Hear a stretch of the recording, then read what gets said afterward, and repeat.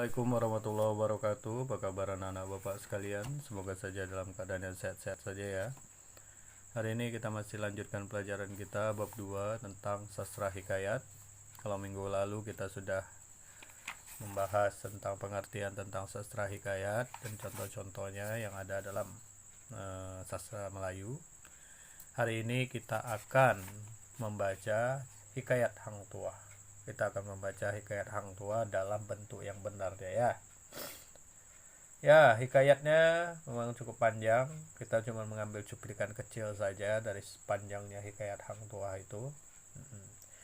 Pastinya kendala yang akan kita temui dalam membacanya, pertama, satu, menggunakan huruf Arab Melayu ya, dalam huruf Arab Melayu, dan dua, menggunakan bahasa Melayu lama yang masing-masing mempunyai tingkat kesulitan sendiri.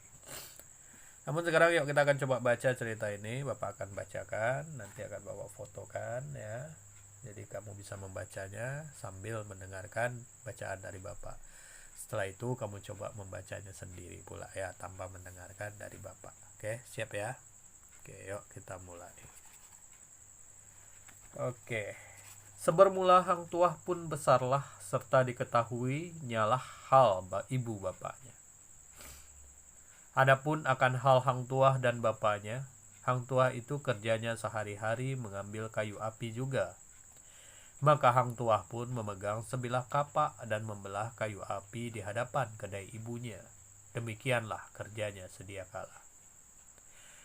Apabila Hang Tuah pergi mencari, maka Hang Tuah pun pergi menghadap bendahara memperhambakan diri. Jika ia hendak kemana-mana pun, ia bermohon kepada bendahara.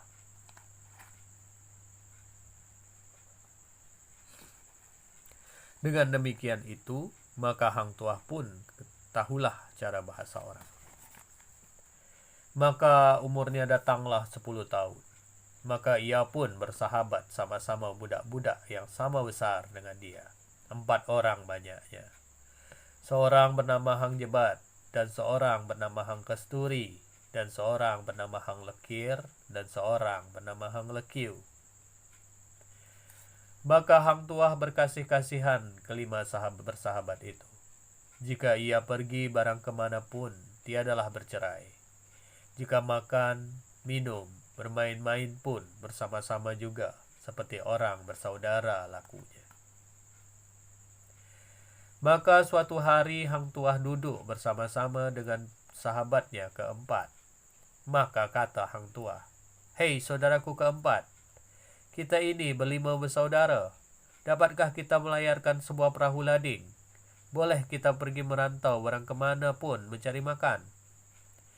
Maka kata Hang Jebat dan Hang Kasturi, "Mengapakah maka tiada boleh kita kelima melayarkan sebuah perahu?" Maka sahut Hang Tuah, "Baiklah jika demikian. Maka perahu Bapak Beta ada sebuah lading, lengkap dengan layarnya. Kita turun dengan beras bekal 10 gantang seorang." Maka sahut Hang Jebat dan Hang Kasturi, "Marilah kita pulang berlengkap." Masing-masing pun kembali ke rumah memberitahu ibu bapaknya. Maka kata bapaknya, "Baiklah, sebagaimana bicara anakku kelima bersaudara itu, yang kehendak bapak pun demikian." Maka ibu bapak pun berlengkaplah akan bekalan anaknya. Maka Hang Tuah pun diberi oleh bapaknya sebilah keris dan sebilah pedang. Dan Hang Jebat dan Hang Kasturi, Hang Lekir, Hang Lekiu pun demikian juga. Setelah sudah lengkap, maka kelima bersahabat bermohonlah kepada ibu bapaknya, lalu naik ke perahu, berlayarlah ke Pulau Tinggi. Oke, di sini kita lihat sumber dari hikayat Hang Tuah ini dari Hikayat Hang Tuah Jilid 1 yang diterbitkan oleh Pusat Bahasa Kemendiknas RI Jakarta tahun 2010. Oke, bagaimana? Setelah mendengarkan, setelah membacanya? Ya, kita bertemu dengan bahasa Melayu lama ya. Nah, apalagi di sini kita lihat ada beberapa tingkat kesulitan-kesulitan ya. Karena naskah lama itu tidak menggunakan tanda baca, seperti titik, koma, tanda tanya maupun tanda seru. Jadi lempang saja, lurus saja. Naskah lama juga sangat banyak menggunakan istilah Melayu asli dan juga istilah yang diambil dari bahasa Arab dan bahasa Sanskerta. Jadi di situ kesulitannya, mungkin kata-kata yang itu tidak lagi kita pakai atau sudah jarang penggunaannya, kata-kata dari bahasa Sanskerta maupun dari bahasa Arab tadi ya. Mungkin sudah jarang penggunaannya, mungkin sudah digantikan dengan kata yang lain dalam bahasa Indonesia sekarang ini. Jadi makanya terasa sulit bagi kita. Mungkin perlu membuka kamus dulu ya untuk membacanya.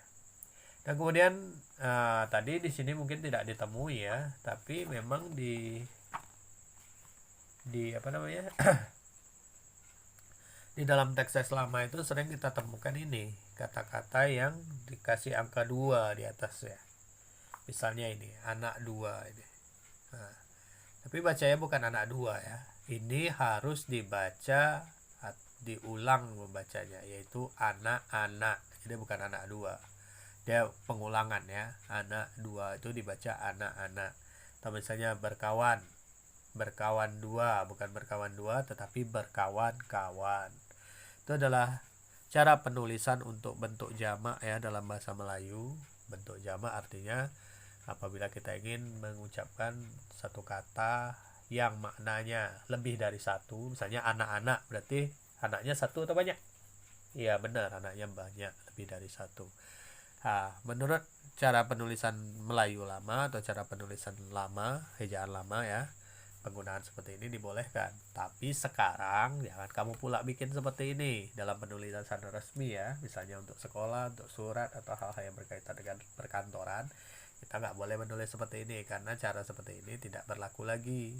Kalau mau menulis anak-anak, bukan anak 2 tetapi anak-anak seperti ini ya, dalam penulisan resmi tidak dibenarkan cara penulisan seperti ini lagi untuk zaman sekarang ya. Kalau dulu boleh, sekarang nggak boleh. Oke, sampai di sini saja pembelajaran kita. Mohon maaf kalau agak kepanjangan.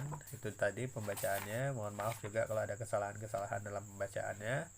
Tugasnya nanti ya, kamu tulislah teks ini dalam Arab Melayu.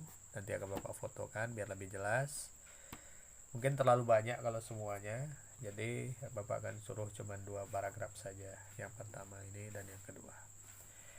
Oke, dikumpulkannya Senin depan. Mohon maaf kalau ada kesalahan. Pak tutup ya dengan salam. Assalamualaikum warahmatullahi wabarakatuh.